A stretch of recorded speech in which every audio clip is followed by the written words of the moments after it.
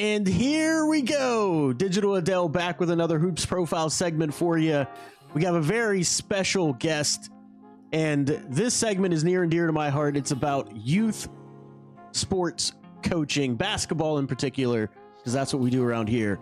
And we have our very special guest, Sean Rochester, the coach, the betting extraordinaire, the podcaster, you name it, he does it. Tell the people a little bit more about yourself and where they can find your work. Yeah, thank you for having me, Adel. We both do contributions to 5 Reasons Sports, so you can find me there on 5 on the Floor. My Twitter handle is SRochesterNBA, but I live in Philadelphia. I've coached now for, almost 20 years at different levels, and so excited to talk about basketball, which is near and dear to both of our hearts. Absolutely, and I appreciate you coming on the show, and so thanks for taking the time out of your busy schedule to do that. One of the things that I always like to first start out with in terms of coaching is to ask people, why do you coach? Like, what is it about coaching basketball that is important to you? Yeah, like many of us, I played sports growing up. Basketball was definitely my favorite sport, my best sport. And so, once I left high school, really in high school is probably when I first recognized that I wanted to coach. And my high school coach kind of guided me into, what do I want to do with my life? All right, go into teaching, went to school for education. And in that time, then also I got connected with the women's basketball program at Bowling Green, where I went to school. Kurt Miller, who was the Connecticut Sun head coach, was up until recently the LA Sparks head coach. He was the coach there at Bowling Green. So I was a practice squad guy. Most Division I programs have males that practice against the females. And so I wanted to coach. I wanted to stay involved with basketball. As a college student, I got to work out for 2-3 hours a day, play basketball, and get a bunch of Adidas gear. So that in itself was worth the energy that I had to put in. But then with them knowing that I wanted to coach, they kind of put me as not really official, but like a captain of the practice squad. And so what I would do is I would get to learn the scout from them, from the coaches, implement it with the practice squad guys. So I would learn, what Toledo's going to run on Saturday, and we would put it in all the way down to like trying to mimic individual players. If they're lefty or they're righty, they like to drive, they like to shoot, etc. So I was installing and learning how to do that with those guys through a high-level coaching staff. That really opened my doors to coaching women's basketball. Eventually, when I left college, then I went to South Carolina. I coached middle school and high school, worked my way up basically on the men's side or boys' side. And then an opportunity came available to coaching girls basketball. And so I took the varsity head job there, eventually ended up in Philadelphia. And I've coached, girls high school or AAU basketball at the varsity level ever since. So, why? Obviously we love basketball, so just being around basketball. But honestly, like just being involved with helping kids learn basketball, but just like learn in general, like being around that age group. I'm 40 years old now, so like it's fun to be around like the energy of kids too. Not just being in education, but then like in a different lens, just being around them and learning, just having fun. Really, it's all part of that process. And basketball has opened up a lot of avenues for me, and so I think coaching is just one of those avenues that I've enjoyed being a part of. Yeah, absolutely. And it's very interesting that you say that about touching on different avenues and areas of your life, because, I played basketball in high school, CYO, as we talked about off air. I played Division III college, was walking on Division II college. And then I made the choice to, I'll tell you a quick story about why I made the choice to be an intern with the Pittsburgh Steelers instead of continuing to play basketball. Is first open run. I scored every time down, literally every time down. And as we know, basketball is more than just scoring, right? Sure. I got scored on every time down. Yeah. And so I was like, Division II is great and I love playing basketball, but I was like, I don't come from money. I need to make money. I got to start thinking about my future. And so I took the internship with the Steelers. And so every opportunity really that I've had in life, in terms of friends that are like true friends and, connections to people and communities, is from basketball. So I absolutely agree with you. Basketball is more than just a sport. The fun of it, it's a microcosm for life. It teaches you teamwork. It teaches you hard work ethic, coordination, installing plans, all that stuff. And your story actually is very similar to a friend I have. His name's James Q Quick. He's also on YouTube, but he does coding.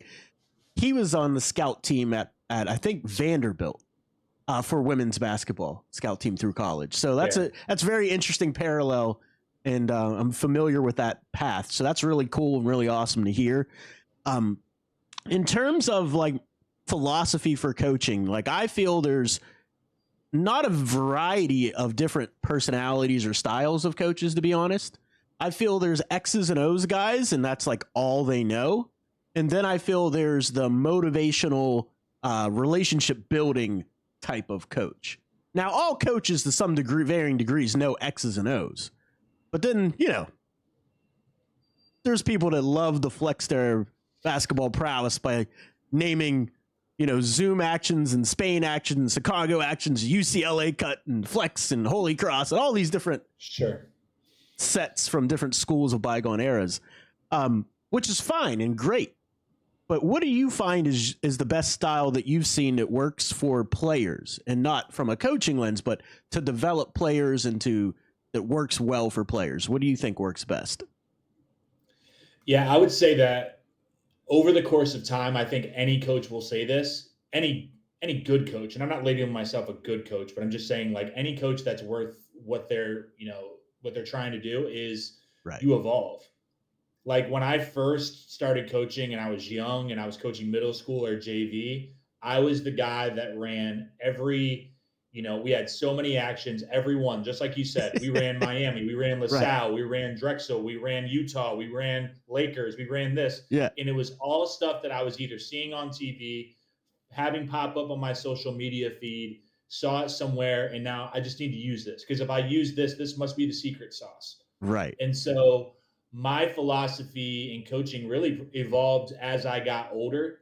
And I would say that I started to realize that you can overcoach and you turn players essentially into robots rather than letting them like learn how to play rather than learning plays. Yes. A big part of my evolution, I would say two things. One, I got connected with someone when I was in Hilton Head, South Carolina. His name's TJ Rosine. He works with PGC basketball. PGC basketball is amazing. Anyone that is coaching or you have a kid, send them to PGC camps. If you're a coach, go to PGC camps. They allow people to just be an observing coach. You don't have to pay anything. They don't pay you. You're just there hanging out, learning. There are paid opportunities also, but they are very much the philosophy of like teaching people how to play, the mentality, what a gym should sound like, what it should look like, giving reminders, like clapping, high fives, all the different things that are like completely, yes, they're teaching you skill work and fundamentals and footwork and all those things, but like it's so much more about the energy that's produced within a gym. So TJ was great, and I played pickup basketball with his brother. That's how I got connected to him. So again, to your point, it's all about basketball, right? Yep. Just pick up Sunday afternoon, 4:00 pickup ball. I meet him. He connects me with somebody. His name is Rick Torbett. Rick Torbett invented read and react basketball. So the read and react system is something that is positionless. It's very much modern basketball, but he's been doing this, maybe the pioneer in a lot of ways of what he's doing. It's a system that TJ ran at his school in Emmanuel, which is in the Georgia and Atlanta area. So I started learning this. I went through a rough season. It was probably my second or third season as a varsity coach. I was still running a lot of sets and actions.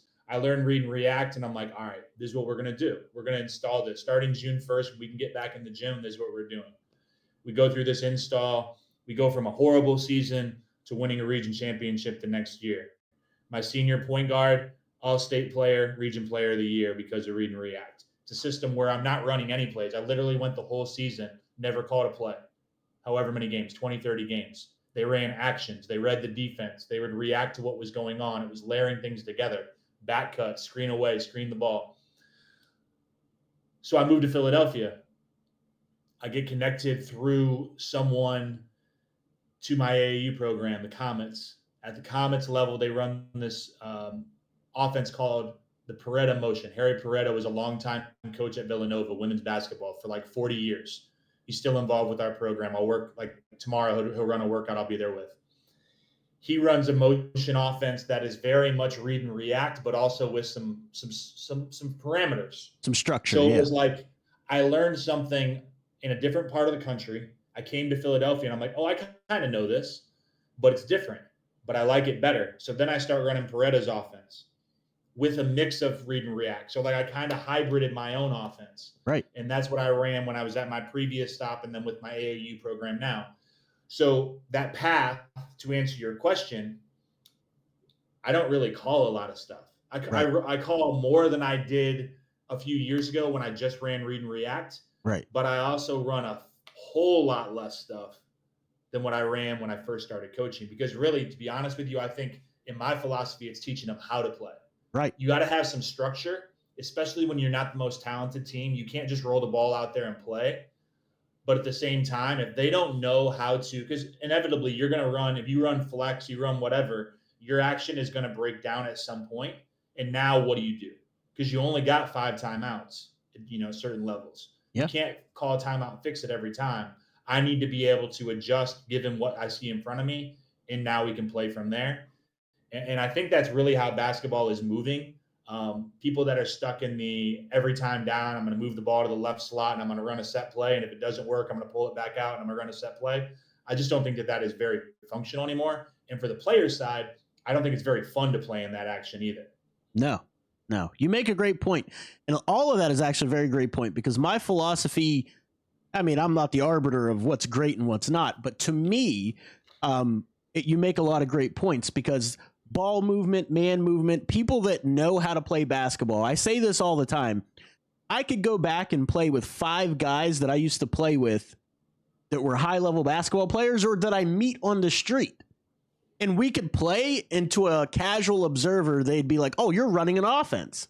But it's not offenses. It's just, screen away, pass, go, cut through or screen opposite, Absolutely. Run some baseline screens, stuff like that. Like, all those actions that we're talking about, and a lot of those in the flex and the motion offense, like you said, read and react in that regard. That is a free flowing style of basketball. Not only that is fun, but it absolutely teaches those things: ball movement, man movement, cutting, screening for each other, all that stuff. And the other thing too, like especially for the shooters and the scorers out there, if you set screens, you're more likely to get open shots. Like that's one of the best things about screening that people don't typically realize at a young age. But you make that great point. In PGC, I did read up on them a little bit. Like in my part of Florida, there was they're opening new areas down here, so they were looking for directors and coaches and all that stuff. If I was prepared to leave my corporate job, I would have jumped on some of that stuff because I would love to get back in the coaching game.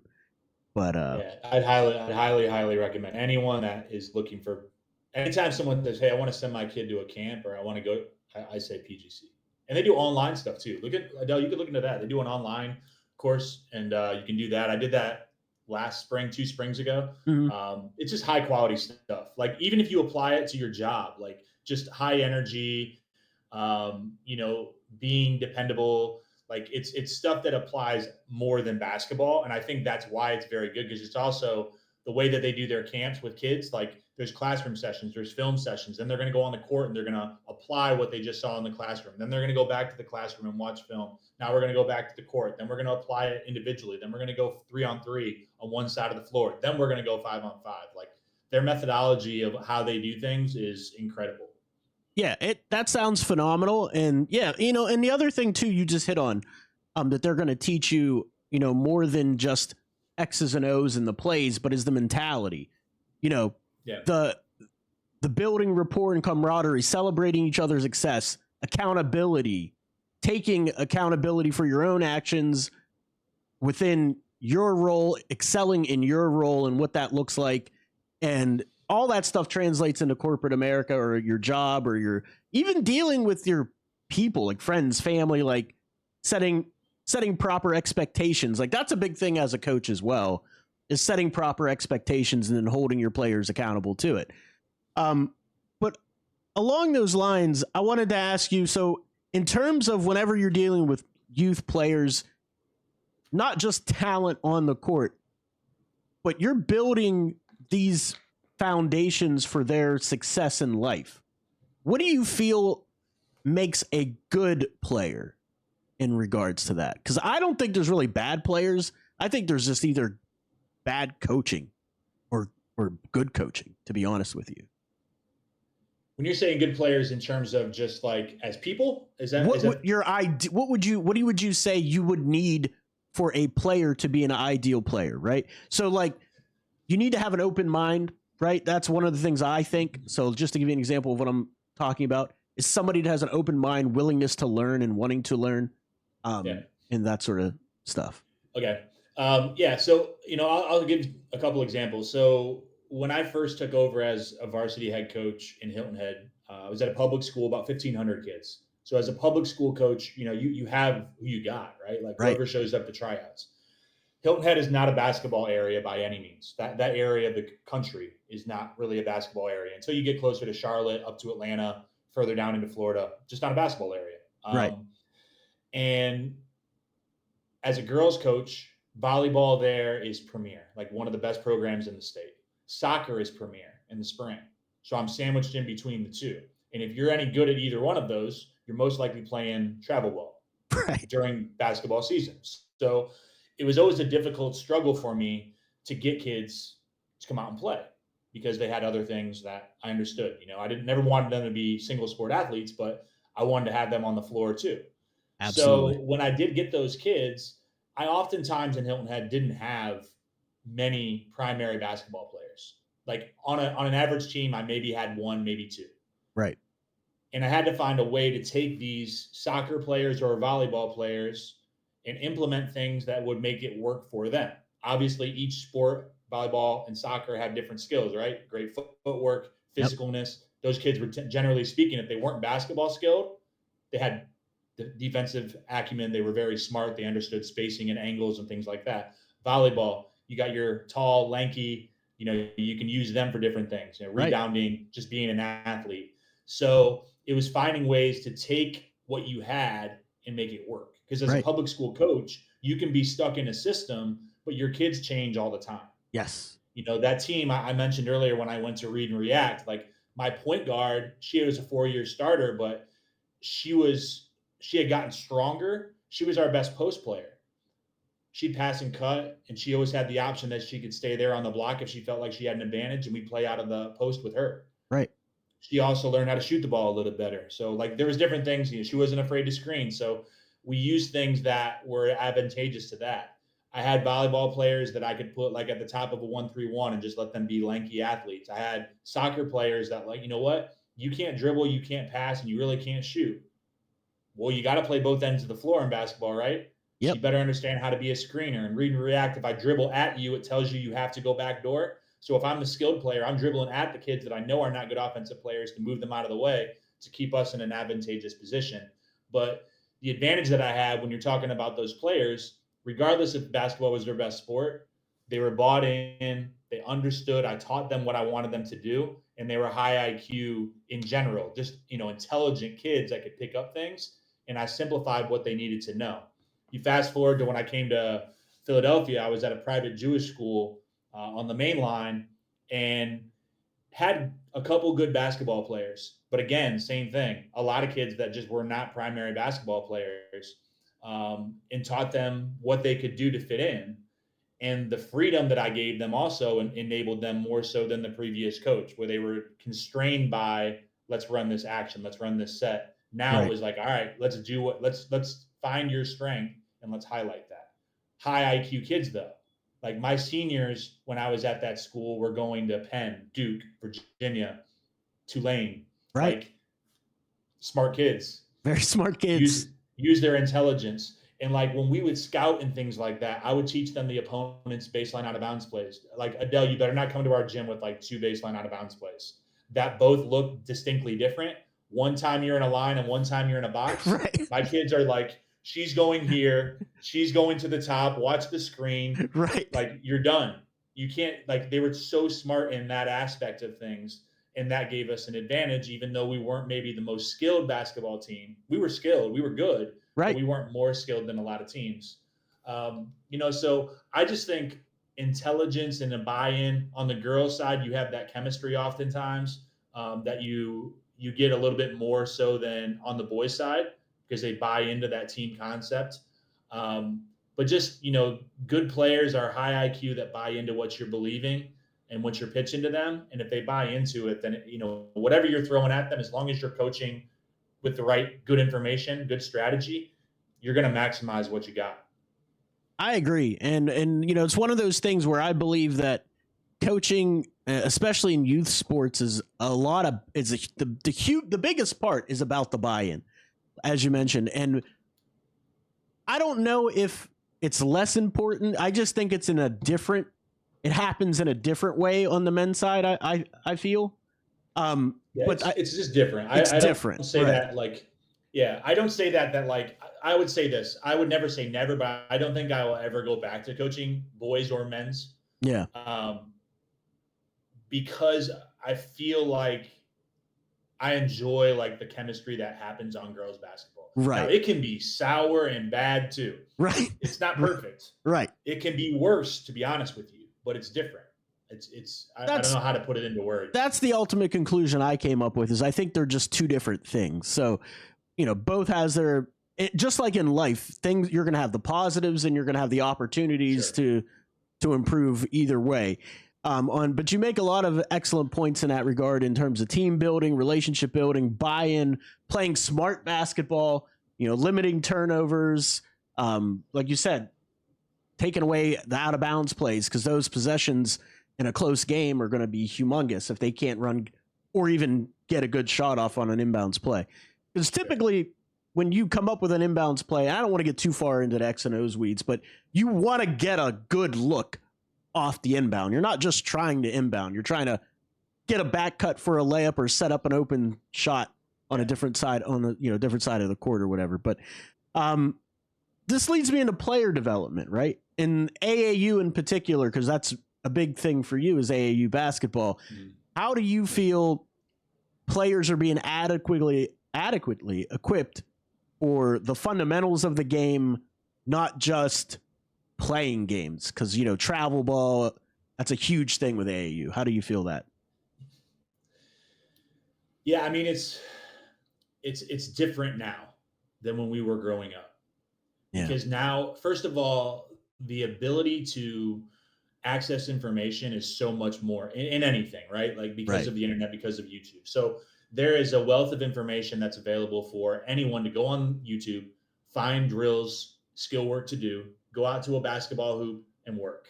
Yeah. There's also absolutely horrible information that you can access to go out there and waste your time. So like it is a pro and con, right? Right.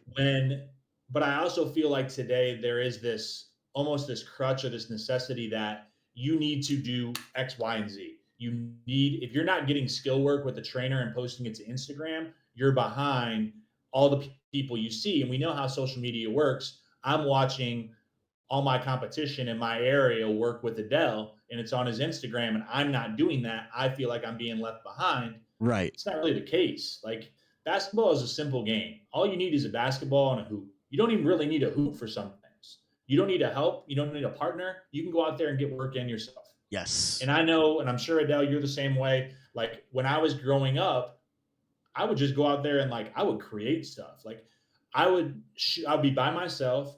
I would shoot. And if I missed, my challenge was I had to go get the rebound before it hit the ground. Right. And I would imagine that I was playing against somebody and I got it, and I had to figure out a way to finish it from there. And I had to get to you know what I mean? Like, you were just coming up with things. I didn't have to go to YouTube to see that. I didn't have to get a trainer for $150 an hour to see that. I just played.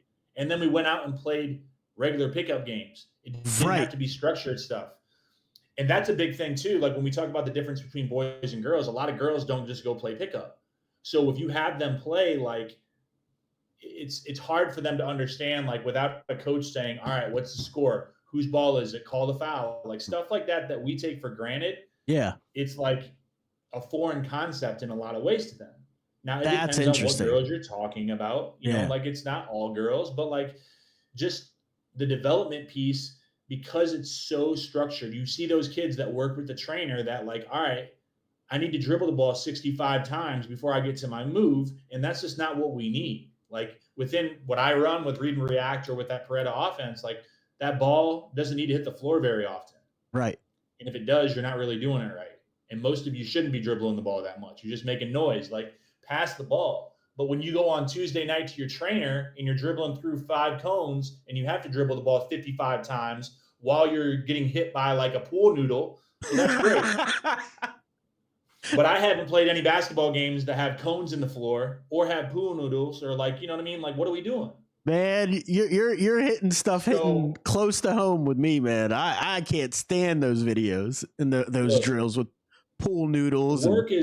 Work is valuable no matter what, right? Yeah. Like, as long as they're out there doing something, but there's also a lot of fluff that I feel like goes on. That's like, come on, guys. Like, what are we doing with this? You know, are you really in this for the right reason, or are you just cashing checks? Right.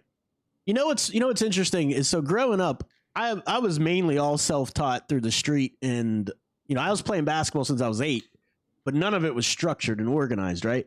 So I had skills. I developed my skills before I developed knowledge of actually the game. And so I struggled with that transition into that tight structure. And that was always like a point for me that I felt was stifling, because back in the 90s, you were not pulling a pull-up 3 in transition. You sub, get him out. Get him out. Yes. That was stuff I was doing back then. I was doing Euro steps, ball fakes, Euros in the lays. Coaches, go up strong, just get fouled. Like crazy, like structure, right? And so the simplification of the game, basketball is an easy game if you let it. Mm-hmm. Like you said, a lot of that fluff clutters what the essence of what makes high quality basketball. And even in read and react, if you need to put the ball on the floor, coming out a triple threat or attacking a close, it's what? Two dribbles max to get to the hoop? Or before you get double teamed and kick? You know what I mean? Like, there isn't a million dribbles that are needed. It really isn't. It's nice to have the ability to do, which leads me into player development. I think all players, just like you said, your point guard in that one scenario for that school was your best post-up players. I believe guards should be able to post up. I believe that everybody should be able to handle, and that's the positionless way we're going with basketball. But I still believe that point guards are the brain of your team. I still believe that that's the one unique position that you need to continue to have, because they do a little bit of everything whenever the chips are down. I'm talking about when you need ball handling, whenever you need playmaking, passing, decisions, coach on the floor, identifying mismatches. I believe that that's a very valuable position, not just in youth sports, but the NBA, college. Maybe it's my point guard bias because I'm a point guard, but I just feel that that's still the one unique unicorn position that's very rare to still have, because at varying levels, like you say, there's not a lot of true point guards talents that are there. So I don't know, man. I just find that interesting. We're getting long here, so I'm going to wrap it up with this. Well, let me just add to your point about the point guard, because I think you make a great point. Just to add, because I think your point is very valid. Like the best teams that I ever coached had good point guards. That's the one common thing. Yeah, and they're all different though. Right. The point guards that I had in Hilton Head, I won 2 region championships. My one point guard, I said, physical, learned how to shoot the ball a little bit, but she would run out of the post and play in the post, could pass out of the post, just did different things that way. I had a girl transfer in from Atlanta that she could ball. She could handle the ball. She could shoot the ball. She was clutch. She was nasty. I had her for 1 year, her senior year. Difference maker on that team just because of the way she could play and score. Yeah. My point guard that I had here in Philadelphia, I had her for 2 years. She was first team All-America in Jewish hoops. Like athlete, soccer player, drive to the basket, just quick, lightning fast, different player. Right. My last AAU season, I have a point guard that plays at a private school up in the suburbs. Different than all of those kids. She's kind of a gritty defender, understands like how to get everybody involved. She rebounds the ball better than most point guards like in this area, just like super willing to get in there and just mix it up. Right. But all of those players were different. But if you take them away from those teams, completely changes the dynamic. And we've talked about this many times, and we're talking about the NBA and talking about the Heat. A point guard isn't just the person that dribbles the ball over the half court line. No. You can find a lot of people to dribble the ball over the half court line and make that first pass in your offense. Point guard is a mentality that when things get crazy, I know between me and the coach, I know what he wants to do right now. Yep. And when you have a good point guard, that allows you as a coach a lot of times to go back to the first question you asked me. Do I have to coach a lot of X's and O's, or do I have to coach a lot of motivation? Right. But when I can just hand it off and they're like my offensive and defensive coordinator calling things for me, they're almost like an assistant coach on the floor. And now I can just worry about managing subbing, motivations. And I might drop something in there. Hey, Adel, did you see last time down they were in a zone? Right. Let's try this. Hey, I think that, she has an advantage. Let's run this for her. Yeah. Or the other way, which is the most empowering thing, when the point guard during a free throw can walk over and be like, hey, let's run blah, blah, blah, blah, blah. And you're like, absolutely. So that's where I think you hit it on the nail, is that the point guard is not just someone that has a ball handling ability better than others or dribbles the ball over half court. It is something that is much more than that, and it's much more the mental part of the game that really enables them to be a good point guard. 1000%, man. I couldn't agree more. And the way I always like to describe it is a point guard gives your team whatever it needs when it needs it. That's the way I like to describe a point guard. But to get you out of here, one last thing that I want to ask you a question about is, in terms of advice for coaches that are out there, what would be your one piece of advice to a young coach? I would say expose yourself to as much, whether it's basketball, let's say specific, but whatever, you're trying to coach, expose yourself to as much of that as you can and as many different people as you can. Like I would say over my 20 years of being, in coaching, I can look at, I mentioned Kurt Miller earlier, Tony Fiorentino, who I went to the Heat camps for years. I learned from him. I run camps. I've ran my own camps. I'm now working for the Sixers, running their camps. All the stuff I learned back in like 4th and 5th grade, all the way through high school, going to his camps, the structure and the events, I still use today. People I met, Rick Torbett, I talked about him, TJ Rosine, different people I've coached with, I've learned from them. If you don't expose yourself to different people, and you might go to somewhere and be like, I don't like that, but that's okay. I learned that I don't like that. I learned that this style is not for me. I've worked with coaches that I'm like, this person is crazy. I don't want to be like that. And I'm as, and put yourself in different roles too. Like I've been a head coach for a lot of the time. Right now I'm an assistant coach. I've been an assistant coach at different levels. When you're an assistant coach, you learn a lot because you're in a different role. Right. When you're a head coach, you learn that they always joke about like whatever it is, 3 feet, that's that one chair over on the bench. It's a huge difference. Yeah. Everybody, when you're an assistant coach, thinks you know everything and you could be the better head coach. When right. you're the head coach, then you got to realize, I have to manage a lot more stuff that I'm not aware of when I'm an assistant coach. So, exposing yourself to a lot of different people just because you can learn. I mean, that's the biggest thing. And then, like I talked about PGC and those different online communities and just being involved that way, because you never stop learning. You know what I mean? Like, I thought I had everything figured out. I won that second region championship in Hilton Head. I was better than sliced bread. Yeah. Then I came up to Philly, and I don't know if I'm allowed to curse on here, but I came to Philly and I was like, I wasn't shit. I couldn't get an interview nowhere.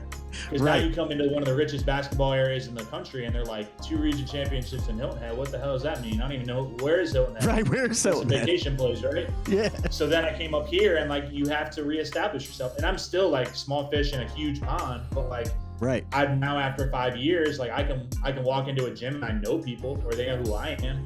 Yeah. But I'm still working my way up through that. So I think just, getting yourself involved, learning from people and understanding that like it never ends. Like Right. I don't have all the answers. Even someone like, Danny Hurley, Coach K, Don Staley, they're still learning too. Right. They're constantly evolving their craft. So if you ever think you got it figured out, it's probably time for you to get out of it because you're dead wrong.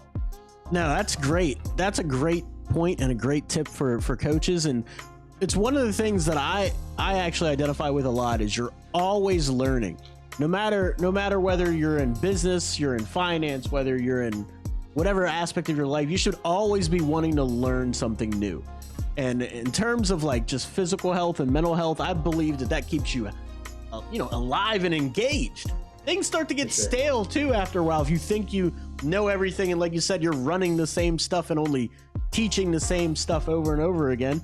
Things evolve, people evolve, situations change. You can get better at managing personalities or motivating or X's and O's. I agree. That's a great point, man. Really, really appreciate having you on, man. Again, just one last time, tell people where they can find you, follow you, and get more of your work. Yeah, thank you for having me on. Always love talking hoops, and you can follow me at @Rochester_NBA is my Twitter handle. It's at Coach Rochester on Instagram and on also on Twitter. Is like my coaching stuff. So I kind of keep like the two separate, the Heat and NBA stuff, and then I have my coaching one where I use that. So yeah, definitely appreciate you having me on, and we'll be collabing soon with some Heat basketball coming up here in the next couple of days. Yeah, absolutely, man. I can't wait. Again, a pleasure having you on. Really appreciate it and look forward to, all the Heat stuff that we're going to be working on, man. So you have a great rest of your day, and I'll see you guys next time.